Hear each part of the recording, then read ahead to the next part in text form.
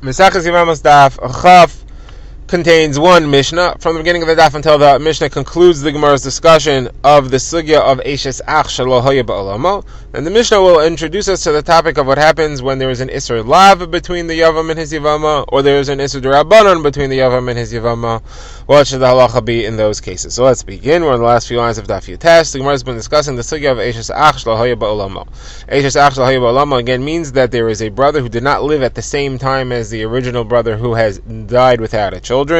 We've seen that there's a machlokes between Rav Shimon and the Chachamim in one specific case, and the Gemara is first going to try to figure out the reasoning behind the machlokes, and then ask a kasha on the opinion of Rabbi Shimon, who we're about to see. So let's remind ourselves of the case of Eishes Ach Shelo Hoya Ba'olamo.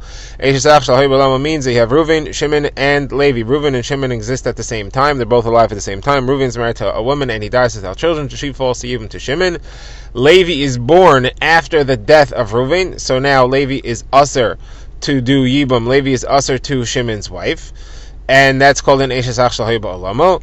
Now, Shimon goes and does Yibum, and the question between Rabbi Shimon and the Chachamim is what happens if Levi is born after Shimon does Yibum.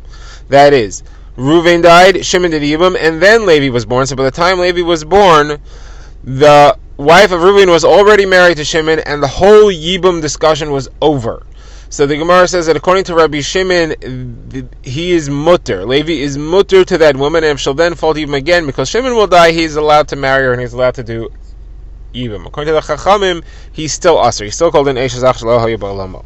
So Gemara wants to understand these opinions further. So Gemara first asks, what's the understanding of Rabbi Shimon? So Gemara says, what's a kasha? Rabbi Shimon makes a lot of sense. By the time Levi was born, this woman was not a Yevama anymore. She was not an Eishes Ach Shelo Hoya Ba'olamo. She was not an Eishes Ach anymore. She was married. She was Shimon's regular wife, and if she falls to Yibum, everything else is ancient history. All that ended when Shimon married her. So the Gemara says, no, my question is according to the Chachamim, why do the Chachamim say that he is still usher to this woman, and if she will fall to Yibum again from Shimon, he will be usher to do Yibum because of the original relationship she had with Reuven? We should view that once the Yibum happens, once Shimon does Yibum, that completely dissolves any connection, any Zika, any Yibum that she had based on Reuven. Reuven's relationship is completely over. She's now Shimon's full wife. The whole Yibum sugya is over. So what's the problem? So Gemara says that the Chachamim say that would be correct, except that we have a specific drasha that says that the Yibum is not over. Even after Shimon does Yibum, the Yibum exists still. She's still called a Yevama to some extent. And you see that from a pasuk that says, when describing the mitzvah of Yibum, it says v'lak chalo leisha v'yibma. In a regular standard Yibum, it's called he should take him as his wife v'yibma, and he should do Yibum. That means that even after he's taken her as his wife, there's still a v'yibma. There's still a state in which we view her as a Yevama. She'll always be a Yevama all her life. She'll always be the former wife of Reuven who came to Yibum through Shimon. Therefore, even when Levi is born, that vestige of Yibum of Reuven remains. And since Levi couldn't do that, he's an Eishes Ach Shelo Hoya Ba'olamo. As far as that's concerned, he retains a vestigial Isser to this woman based on the original relationship she had with Reuven. So the Gemara says, if that's true, that she's still considered to be a Yevama in some extent, then that should have other halachic implications. For example, let's say Shimon decides to divorce her. So Shimon can't just divorce her. Shimon has to do chalitza to set her free. If Shimon wants to free her, so divorce dissolves his marriage. If he gives a regular get through the classic divorce process, that dissolves his marriage, but it doesn't dissolve the Yibum. You're telling me there are vestiges of Yibum on her, so then he should have to give her chalitza to end that. Also, let's say he divorces her and now he wants to remarry her. Should it be forbidden to do that because she's now a Yevama and there's no mitzvah of Yibum anymore because he already did Yibum, so she should just be an Eishes Ach? The Gemara says no. We have a drasha that tells us there is no vestige of Yibum on her anymore. It says v'lak chalo leisha. When he does Yibum, she becomes his wife. She's now called an Isha, not a Yevama. The Gemara says, well then, if that's true, so then there shouldn't be any problem with Levi. Levi shouldn't be considered an Eishes Ach Shelo Hoya Ba'olamo anymore because the Yibum whole experience ended. So Gemara says, well, there's a confluence of both factors. There's a lak chalo leisha, she becomes a regular wife and is not a Yibum, and there is some aspect of a Yibma which the pasuk says, and therefore she is still Yevama. So the Gemara says, okay, which is which? How do I know which halachas to apply which to? So the Gemara says, well, it's logical. The heter of becoming Shimon's wife should apply in the halachos of a heter, and the iser of still having vestiges of yibum should apply to the halachos which are aser. So we apply heter to heter and iser to iser. So when Shimon did yibum, that creates a heter, that he is permitted to do yibum. Everything is mutter there, he's doing the proper thing. On that, we add the status of heter, that is, the status of yibum is taken off. She's completely mutter, she's a regular wife. If he wants, he can divorce her regularly. If he wants, he can remarry her again. We don't have vestiges of yibum as far as that's concerned. That's in the heter situation. However, in relation to Levi, which is an iser situation, where the yibum is aser, there we say, well, she will still have vestiges of iser based on the original relationship that she had with Ruvain, and even if she later falls to Yibum again to Levi, the original Yibum from Reuven will still be around, and that carries an Isser with it. Alright, this is the Gemara's first discussion. Now the Gemara has a kasha on Rabbi Shimon in general. Rabbi Shimon says, again, that if by the time Levi is born, the woman's already married to Shimon, she already did Yibum with Shimon, that takes off the original Isser Eishes Ach Shel Haybalama that applied based on the fact that she was Reuven's wife. So the Gemara asks, so you're telling me that Yibum takes off pre-existing Yisurim. So I have another case in which Yibum should take off pre-existing Yisurim, but it does not. What's the case? I have a case where you just have Reuven and Shimon, no Eishes Ach Shel Haybalama, just Reuven and Shimon, and Reuven is married to Shimon's sister. How's that? Well, Reuven's only Shimon's brother through their father. They only share a father. Shimon has a sister that he only shares a mother with. Therefore, Reuven and the sister are not related. And Reuven goes and marries that sister, and then when she falls to him, she falls to him to Shimon. The wrinkle here is that Shimon was born after Reuven married this woman. That means Reuven married a random woman, and then Reuven had a brother born, Shimon, his brother through his father, who was also the sister through their mother of Reuven's wife. Now in a case like this, Shimon has an Isser Eishes Ach and Achoso. That is, the woman who is his brother's wife is also his own sister. However, the halacha of Eishes Ach existed before Shimon was ever born. So the Gemara says, according to Rabbi Shimon, that says that the marriage of the Yibum takes off the pre-existing Isser Eishes Ach Shel Haybalamo. In this case, it should take off the Isser Achoso. As soon as Reuven married her, should remove the Isser Achoso that was between Shimon and his sister through their mother.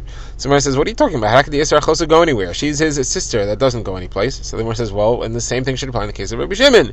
She is his Eishes Ach Shel Haybalamo. Where does that Isser go? The Gemara says, no, what are you talking about? Eishes Ach is an Isser that goes off. As soon as Yibum happens, Eishes Ach is removed.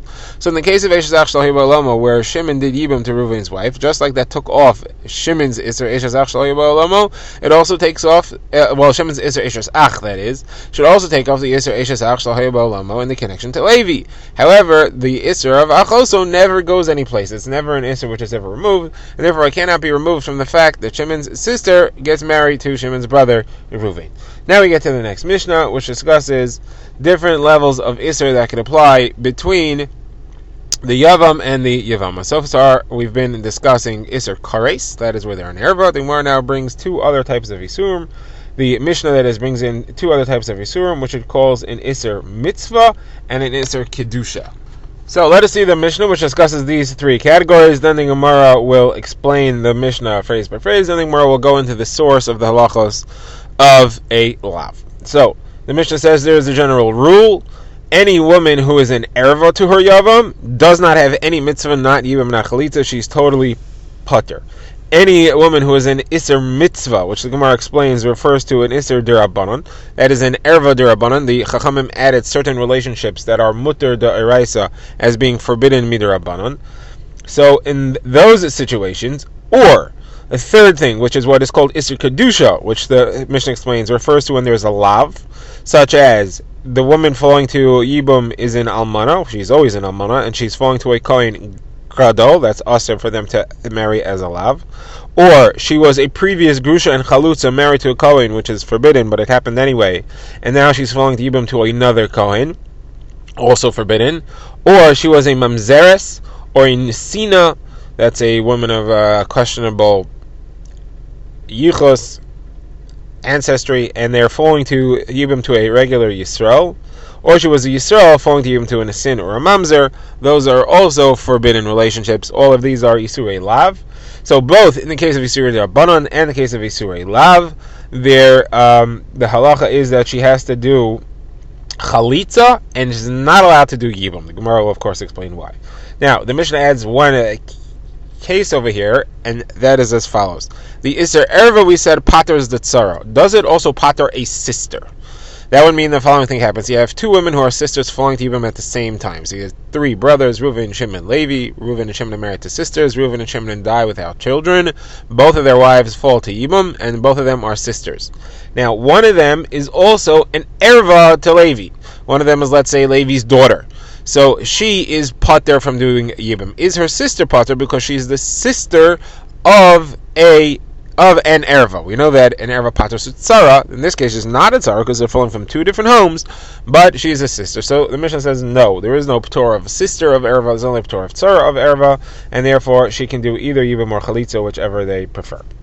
All right, now the Gemara is going to discuss this phrase by phrase. So the Gemara says, first of all, we started off by saying there's a rule in all arayos. The Gemara also notes that we said that anyone who is in Isser Erva, that is who paters. Now, there's two different versions of this in Gemara. When we say there is a rule that seems to include one other case which also counts as an erva, we say anyone who's in Isser Erva, that seems to exclude that there is some other case which does not count as an erva. So which is it? Are we including or excluding? The Gemara says, well, either one. There's two different versions of whether we're including or excluding. Either way, what we're including or excluding is the case of an islandess. The halacha of an islandess, and islandess is a woman who cannot bear children, therefore she's excluded from the mitzvah of Yibum, as the machokas, which we've seen earlier in the Gemara, in the first parak, and Daf Yud Beis, whether she has the status of an erva or not. Being an islandess is not an erva, but the fact that she's a brother's wife without a mitzvah of Yibum could potentially make her an erva, and could therefore pater her tzara. Ravasi said that's what happens. She's a tzara, she's an erva because she's in Eshes Ach, and not in a situation of Yibum. So, according to the Gemara's first version, we're including that. When we say this is the rule, we're including that case, that she is considered an erva like Ravasi. According to the second version of the Gemara, we're excluding that when we say anyone who is an erva. It's referring to a real erva, not an islandess, and we are arguing this is not Ravasi, and the islandess would not be considered an erva or not pater her tzara. Okay, now the Gemara moves on. We said that the sister isn't patered. Sister of an erva is no patur. The Gemara says we didn't specify in the Mishnah sister of who. The Gemara says it's got to be that we're referring to the sister of the erva. Because if we're referring to the sister of the Isser Kedusha or the Isser Yibum, there is a mitzvah of Yibum there. The proof is that she has to do chalitza. There is a zika there, and therefore the sister would be the sister of a skuka. And we have a rule that the sister of a skuka is removed, is not allowed to do a full yibum. Here the Mishnah says that she is allowed to do yibum, so we're not referring to the sister of a Isser Lav or an Isser D'Rabbanan, we're referring to the sister of an erva. Okay, next the Gemara wants to understand the terms mitzvah and kedusha. We refer to mitzvah where there's a mitzvah blocking the yibum, or where there's a kedusha blocking the yibum. So the Gemara has conflicting versions as to what these means. We saw our Mishnah defined mitzvah as referring to Isur D'Rabbanan. The Gemara wants to know why is Isur D'Rabbanan called a mitzvah. The Gemara says because there's a mitzvah to listen to the Chachamim. Why is an Isser Lav called kedusha? So the Gemara says because all these are Lav of kedusha. The Torah says about Kohanim, Kedoshim Yiyu Lelekeim. They should be holy to their Hashem, to their God. Therefore, these are all mitzvahs that are designed to produce the level of kedusha of Kohanim and of Klal Yisrael. And therefore, it's called a mitzvah of kedusha. Now, the Gemara says there's a different Tana. There's a brayso quotes Rabbi Yehuda who switches it, and he says the Isser mitzvah is referring to the lavim of Almana to Kohen Gadol, Gush and Chaluta to a Kohen Hedyot. And why is it called a mitzvah? It's because at the end of Chumash Vayikra it says Eilah HaMitzvos. It sums up all the halachas of Kohanim as these are the mitzvahs. Now this Tana also switches the other thing, and it calls the Isurei D'Rabbanan and calls those kedusha. Gemara says, why are Isurei D'Rabbanan called kedusha? The Gemara says two answers to this. Abaye says because anyone who keeps the words of the Chachamim is called a kadosh. The Gemara says, what do you mean he's called a kadosh? He's not just called a kadosh. If he does not keep the words of the Chachamim, he's called a rasha. That's much worse than this. You can't just call him a kadosh. That wouldn't be a correct way of describing it. So it says Rava, it's because of the expression kadesh atzmecha b'mutalach. Anytime you are desisting from doing something which is permitted min haTorah, you are called kadosh. That the term kadosh applies to someone who is not doing something which is permitted. Here, these are really mutter deraisa, so a person is being mekadesh himself by not doing something which is permitted, and that's why these are called kedusha, according to this version. All right, now the Gemara wants to go into the sugya of isurei lav. There are a number of isurim which are a lav that the Yavam would violate a lav if he were to marry his Yevama. We've seen several examples in the Mishnah. There's a couple of more. That's someone who is a Petzua Daka or Kros Shavcha. His reproductive organs are injured. He's not allowed to marry anyone from Klal Yisrael. Now, the Gemara's question is, in all these cases there's a lav, why can't you do Yibam? You should have a rule, asay, the mitzvah asay of Yibam pushes away the mitzvah lo asay, the iser of them marrying each other. So what's the problem here? Now, the Gemara is going to go through 4 different approaches to explain why they're not allowed to do Yibam. The one by one, we'll work through them and show why we have to settle on the last one, because the first 3 do not work. So first of all, the Gemara points out that if you're talking about an almana to a Kohen Gadol, there's no problem, because there the Isser is a los asay and in asay. It's not just a lav. Kohen Hagadol tries to marry an almana, violates the lav of not marrying an almana, and he violates the asay of he should marry a besula. So you can't do yibum, which is only an asay, and push away the los asay and the asay. The Gemara says that's only true though if the woman that he was marrying was not a besula. However, if she was just me'uris, if she was just engaged, she just had erisin, but she was not a nesua, then she is a besula. The only issur that he's violating is the issur that he's not allowed to marry an almana. So it's a lav against an asay. The mitzvah asay of doing yibum, going up against the lav that he's not allowed to marry an almana, and therefore it's just a lav and an asay. The rule should be a asay beats the los asay, and he should be allowed to do the yibum. Why is there a problem? So the Gemara first wants to say that it's midoraisa. The halacha doiraisa is that you have a case of a lav, there is no mitzvahs yibum, there's only a mitzvahs chalitza. The Gemara is going to reject this, but this is the Gemara's first approach. So the Gemara says, where would you see that halacha? The Gemara says, very simple. You have in the mitzvahs describing chalitza, you have a case where the Torah seems to indicate that there is one type of woman who has to do chalitza and not yibam, and that's because you have an extra word, yevimto. It says v'amol yachbos ishla kacha says yevimto, but also yevimto ashara. Why does it have to say yevimto twice? The second yevimto is to teach me that there is a type of yevimto that has to do this. She does not have she is not the yevimto from before that she only does chalitza if they want to. She is a yevimto who has to do this.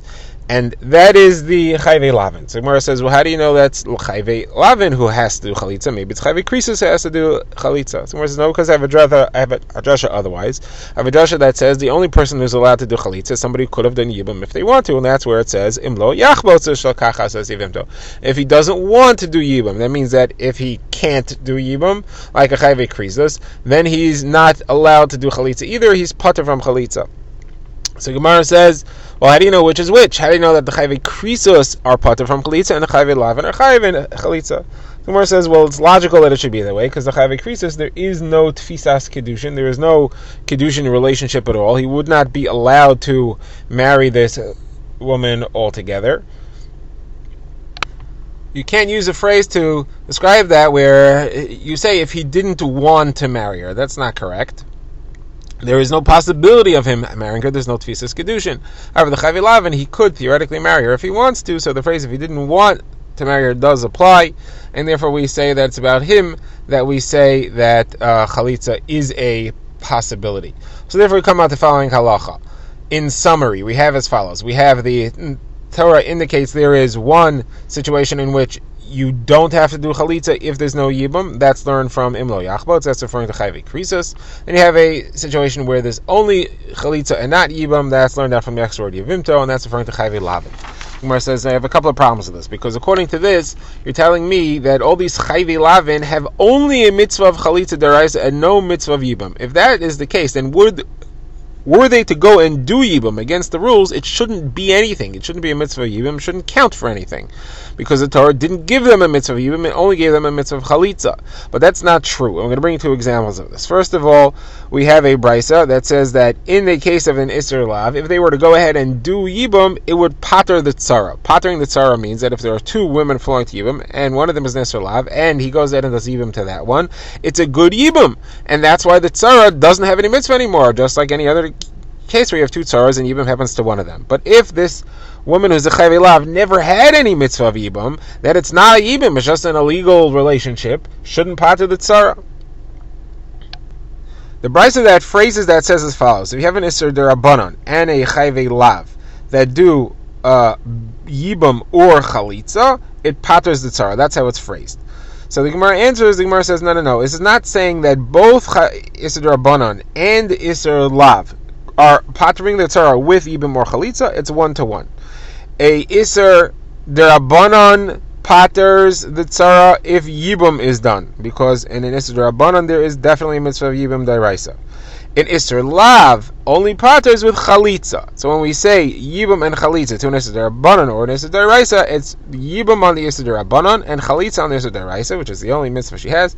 That paters the tzara. Okay, now the Gemara goes on to its second question. We have a brisa that discusses a petua daka or a cross shavcha or a stris adam. Those are three types of injuries. Petua daka is an injury to the testicles. Cross shavcha is an injury to the male member. Those are both natural injuries. Stris adam is where one was injured by another person on purpose.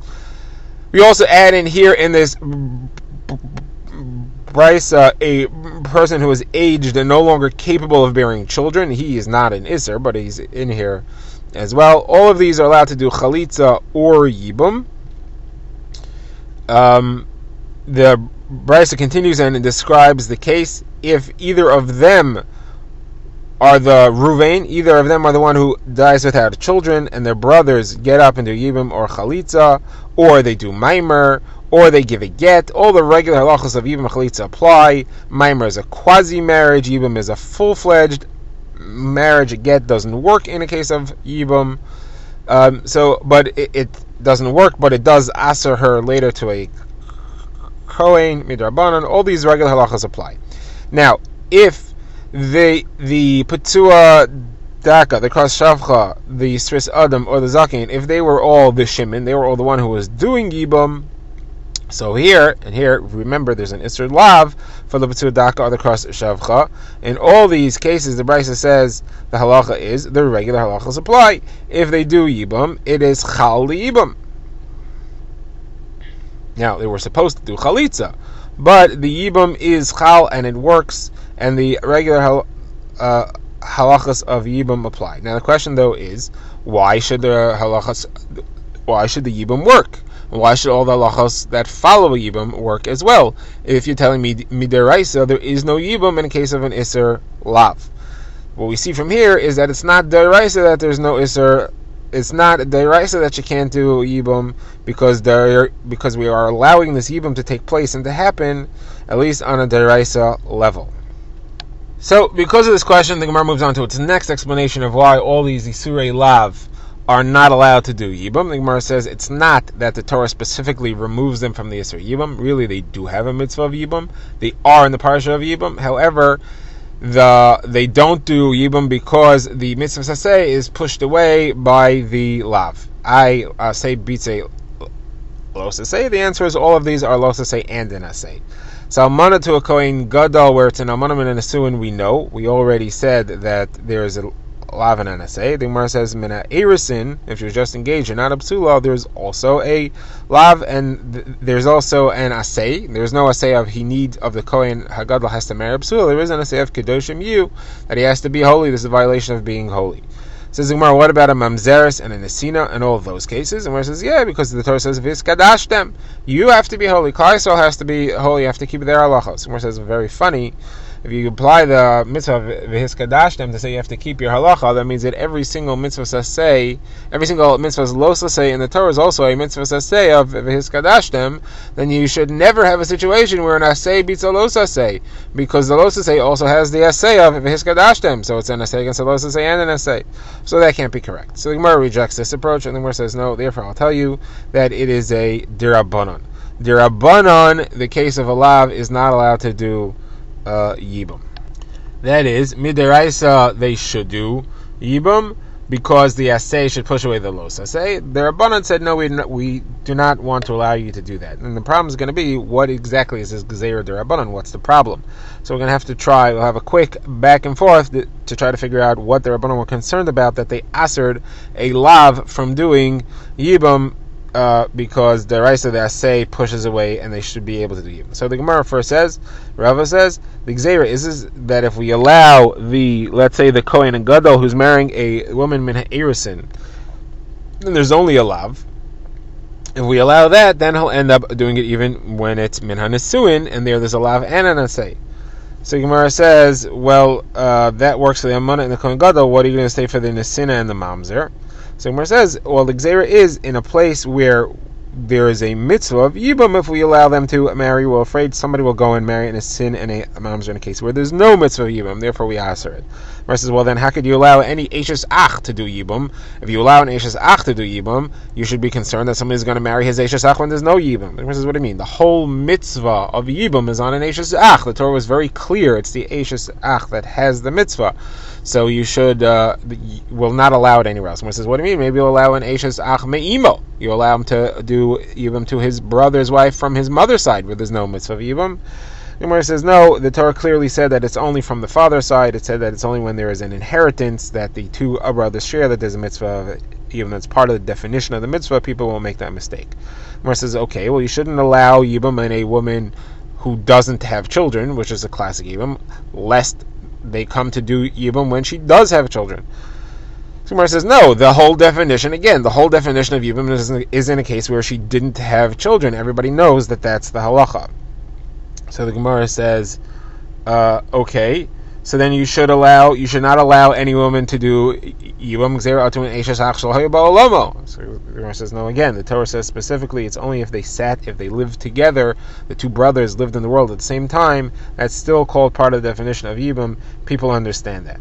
So the Gemara says, well, nobody should be allowed to do Yibum because maybe you'll end up with an islandess doing Yibum, and that's not part of the definition of Yibum. The mitzvah Yibum is not defined as a non-islandess. The Gemara says, islandess we're not worried about. Islandess is not common. There aren't too many islandesses in the world, and therefore we don't make that Gzeira. The Gemara says, aha, well then how can you make a Gzeira on a Nisin and a Mamzer?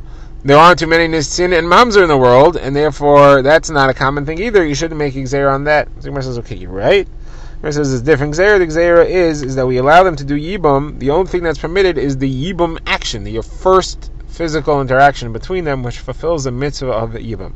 They're not allowed to stay married afterwards because there's no more mitzvah of Yibum there anymore. That's just two people being together but Isser. So we don't allow them to do Yibum for the first Biyah, lest they continue and stay married afterwards. That'll be also because of the second Biyah. Of a brisa that reflects that this seems to be correct. It says that if they did Biyah, then there is a kinyan. The Yibum works in the first Biyah, but you're not allowed to stay married afterwards. So therefore, you see then that this halacha is true. They're only allowed to have the first Yibum and not the second Yibum, and therefore they should be allowed to. Therefore, there'll be an Isser Derabanan, and that's why they have to do Chalitza and not Yibum Derabanan because of this Gzeira. So then the Gemara says, well, this would work, but I have a fourth explanation of why they have to do Chalitza and not Yibum, and why we don't say that the Asay of Yibum pushes away the Los Asay. And the Gemara says very simply, that's because there's another solution. You don't say that an Asay pushes away a Los Asay when you could keep both of them. The mitzvah, why should you do Yibum and violate the Isser Los Asay? Just do Chalitza. You Mekayim the Torah's mitzvahs of Yibum by doing Chalitza, and you also don't violate the Isser of this forbidden marriage. And that's halakha that Reish Lakish said. In any situation where you have a Los Asay and an Asay, you don't say that the Asay pushes away the Los Asay. If you could do both of them. So the Gemara says that this is not true. This we reject. We reject this from the fact that the Torah says that if they went ahead and they did do Yibum, it does work. It's chal the kinyan. And therefore we see that the Iraisa, they are allowed to do Yibam. If you were correct, it shouldn't be chal the kinyan at all. We should say that they should just do Yibam. They should just have, that is, a mitzvah of chalitza. They shouldn't do Yibam because Yibam is pushed away by the losasei, if you're right. Obviously, though, you're wrong. The mitzvah of Yibam still does exist, and the only problem is midrabanan, and that's why if they do it and they violate this midrabanan, it is chal the kinyan. Rashi points out there's also kasha on Rish Lakish, because Rish Lakish held worldwide of the shita that if you have an asay and a losasei and you could do both of them, you have to, but that's pushed away here because we see that there is no mitzvah of Yibam in this case. It is pushed away by the losasei, even though you could theoretically do both. Now the Gemara concludes this discussion by quoting Machlokes between Rav Yochanan and Rav Elazar. What happens when a Kohen HaGadol does Yibam? Now that is potentially a lav because his brother's former wife is an almana and is not allowed to marry a Kohen Gadol. The question is, did this Yibam work or not? The Kohen HaGadol violated the Isser, did it work or not? So the Gemara says, if you're talking about an almana min hanisuin, that is, there is a lav and an asay, then the asay certainly did not push away the lav and the asay. He was for sure not allowed to do it, and therefore it doesn't count as if it works. The Gemara now is assuming that if he violates the Isser lav and he wasn't supposed to, it doesn't work, and therefore she's not his real wife. If he divorces her, she still needs Yibum, and if she had a tzara, the tzara is not pattered by this activity. So the Gemara says, Almanam and a Nesuin, everybody agrees to that. The Machlokes is about Almanam and a Erisin, where it's only an asay against a los asay, because she's not she's an Isser of being an Almana, but she's not a mitzvah asay of, this is not a violation of the asay of the Kohen HaGadol marrying a psua. So there's a machlokes. The Gemara doesn't say which opinion is which. The Gemara says one says that the asay cannot push away the los asay. One says that the asay pushes away the los asay, and therefore it was correct of him to do this yibum, and it works. The other one says no, Rish Lakish should apply here, and it's not correct for him to do the iser los asay just because he had an asay, because he could have taken care of the asay by doing chalitza.